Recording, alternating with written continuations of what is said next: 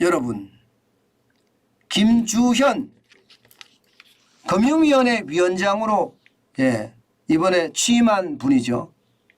그런데 이 김주현 금융위원장의 첫 마디는요, 이거였습니다.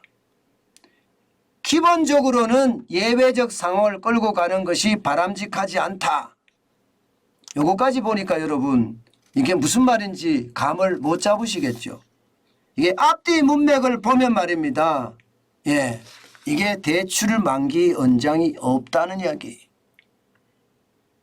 기본적으로는 예외적 상황, 대출 만기 연장을 지금 4번까지 이렇게 연장을 했는데 이런 예외적 상황을 끌고 가는 것이 바람직하지 않다라고 생각한다. 이렇게 지금 이야기했습니다.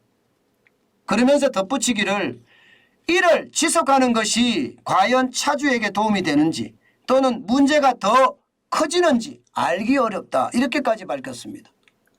결국은 말입니다. 대출 만기 연장한 금액을 이제는 어떻게든 정리하겠다 이런 얘기가 되는 건가요? 저는 그런 얘기로 들립니다. 근데 그 금액이 진짜 만만치가 않아요. 그 금액이 133조 3천억 원이거든요. 게다가 말입니다. 건수를 보면 만기 연장만 하더라도 65만 5천 건입니다. 원금 상환 유예도 3만 7천 건이고요. 이자 상환 유예도 12,000건이에요. 적지 않죠. 금액도 133조 3천억으로 크지만 건수도 장난 아니라는 이야기입니다. 물론 이거 빨리 해야 됩니다. 9월 말이 마지막이거든요. 9월 말이. 그러면 9월 말에서 또 연장을 한다? 아마 제 느낌엔 그래요. 저는요 그렇게 생각을 해요. 9월 말에 갔는데 대출 만기 연장을 내년 3월까지 끌고 간다. 그럼 정치적 부담이 엄청 될 겁니다. 전 정부하고 다른 게 아무것도 없잖아요. 문재인 정부하고 다른 게 뭐가 있죠? 아무것도 없습니다. 그런데 이거를 해결하려고 안을 들여다보니 엄두가 나지 않겠죠. 엄두가 나지 않겠어요. 이자라도 받았으면 여러분 누가 부실인지 부실 어떤 대출이나 부실 금액을 파악을 할 수가 있는데 이자도 안 받았기 때문에 추측밖에 없어요. 추측밖에. 그러니 여기에 대한 위험이 얼마나 클지 눈에 보이는 겁니다. 그렇지만 여러분 진짜 중요한 것은요. 정치적 부담감이 문제가 아니라 이거 정리해야 돼요. 옥석 가리기 해야 됩니다. 구조조정해야 됩니다. 그래야지 우리 경제의 부담을 그만큼 덜어줄 수 있고요. 덜어주는 만큼 필요한 정부의 대책이 뒤따라주면 됩니다. 이것도 연장했다가는 저는 말이 아닐 거라고 생각을 해요. 말이 아닐 거다. 이게 여러분 참 이게 뭐라고 이야기해야 되나요? 몰래 웃음 짓는 악마 뭐 이런 표현이 어울릴까요? 아마 그렇게 하는 표현이 좀 어울리기도 할 거예요.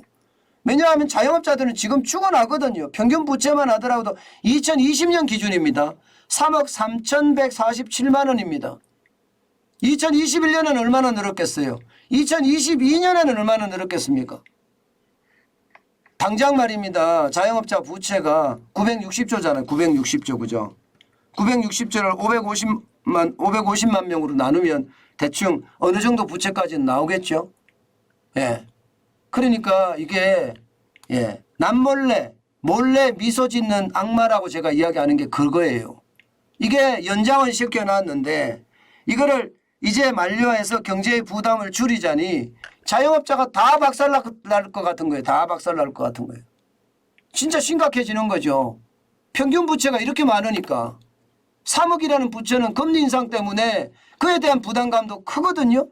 그런데 금리 인상에 대한 부담감도 큰데 이게 이제 이자까지 내야 된다. 그렇게 이야기하니까 아마 이 자영업자 부채까지도 크게 영향을 미치지 않을까 저는 그렇게 생각을 합니다. 그렇지만 이게 여러분 해야 합니다. 이게 우리가 굉장히 고통을 겪을 거예요. 이 대출 만기 연장이라는 게 소상공인, 자영업자, 소기업, 중기업까지 포함이 되어 있습니다. 안 그래도 이 실물 경제에 현실적으로 종사하는 사람들인데 어려워요. 굉장히 어려워요. 예, 그런 상태에서 이게 구조조정을 해서 이제 이자 내라. 이제 그동안 안 냈으니까 원금도 내라. 이렇게 한다는 건데 장난이 아니라 쉽지 않을 거예요. 그렇지만 김주현 지금 금융위원장이 했던 것처럼 옥석가리기를 해서 말입니다. 여기에서 탈락하는 사람들 있죠. 탈락하는 사람들. 이 자영업자잖아요. 소상공인이잖아요. 소기업이나 중기업이잖아요.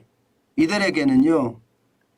다시 한번 부활할 수 있는 기회를 부여해가면서 진짜 한계 차주들 도저히 불가능한 것도 있습니다. 이런 거 정리 안 하고 그냥 간다는 건 여러분 최악을 지금 어깨에 메고 간다는 거예요. 그 최악은 용광로입니다. 용광로는요 메고 가다가 내 어깨가 아니라 내 몸 전체가 다 탈 수도 있습니다. 그렇기 때문에 저도 이런 이야기 하기가 참 어렵고 힘든 이야기입니다. 저도 자영업자이기도 하기 때문에. 그런데 그렇게 하지 않고서는요 지금 경제를 타개할 수 있는 방법이 없을 겁니다. 그래서 제가 큰 아픈 위기가 한 번쯤 다시 올 거라고 생각하는 게 아직까지 끝나지 않았다는 게 바로 이 문제 때문이에요.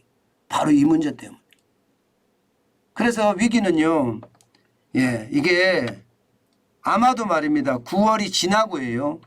10월, 11월, 12월, 내년 1월, 2월, 3월, 4월, 5월, 6월 여기가 저는 굉장한 위기의 어떤 순간이라고 보고 있습니다.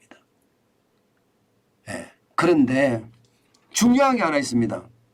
진짜 중요한 거. 진짜 중요한 건데요. 저도 빚이 많거든요. 아마 여러분들도 빚이 많을 거고요. 또한 소상공인, 자영업자, 소기업, 중기업을 운영하시는 분들도 빚이 많을 거예요. 근데 우리 있잖아요. 한탄하지 말고요. 움직이자고요. 움직이면 기회가 보입니다. 작은 기회이긴 하지만 그게 쌓이면 저는 하늘로도 성천할 수 있다고 생각합니다. 이게 티끌모아 태산이란 말이 진짜거든요. 갑자기 벼락부자가 될 수도 있겠지만 저는 갑자기 벼락부자 되는 것보다가 말입니다. 노력하고 노력해서 노력부자가 됐으면 좋겠다는 뜻이에요. 그러면 움직이는 게 가장 저는 첩경 지름길이라고 생각합니다. 부자가 되기 위한 말입니다. 오늘은 제가 참 안타까운 이야기를 말씀을 드렸네요. 그러나 해야 된다는 것은 분명하다. 그리고 김주현 금융위원장도 저는 본인이 아마 알 거예요. 이게 위험하다는 거. 본인이 이야기했던 거 소신대로 저는 했으면 좋겠어요. 해바라기처럼 침 질질 흘리면서 권력만 따라가지 말고요. 소신대로 말입니다.